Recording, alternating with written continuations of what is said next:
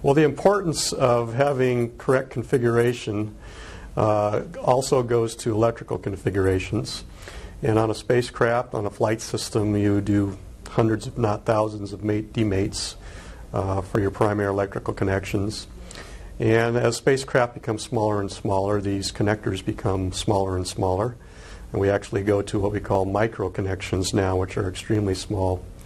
Well, anytime you do a mate and a demate, you of course want to verify that that mate or demate took place. And the way it usually happens is you have a QA person that's right there to verify that that mate took place.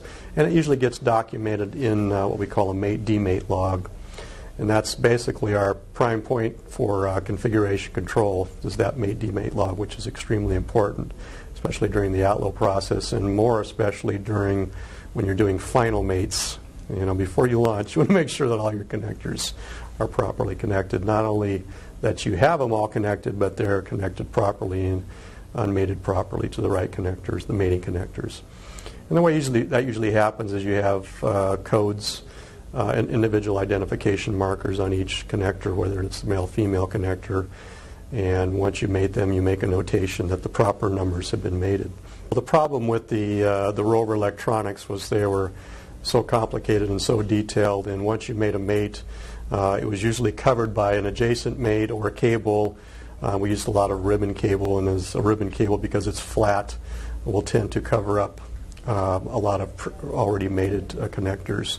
In this particular case, there was a series of very small connectors that were scheduled to be mated. The mates were made.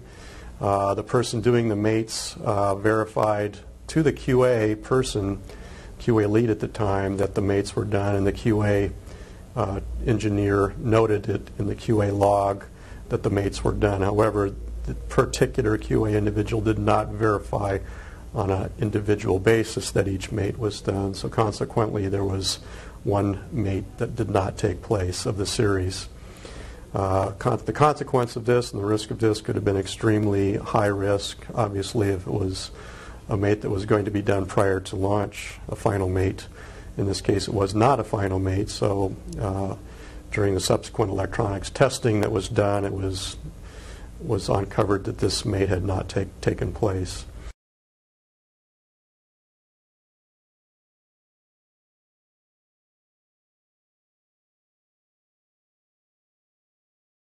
So the lessons learned here was obviously that you need to have one-on-one verification for every mate you do, regardless of how small the mate is, but treat each one as equally as important, so that when the technician does make the mate, you have a QA person there to verify that, to log it. And on MER, we actually went through a third process where towards the end we were having third-party verifications on all our mates, because throughout ATLO we had, I think, about 3 occasions where we discovered not only mates not made, but mismates. So we instituted a process, and I actually got involved with some of that as to doing a third-party mate verifications. So that worked out very good, but you certainly don't have a lot of the personnel available to do this all the time.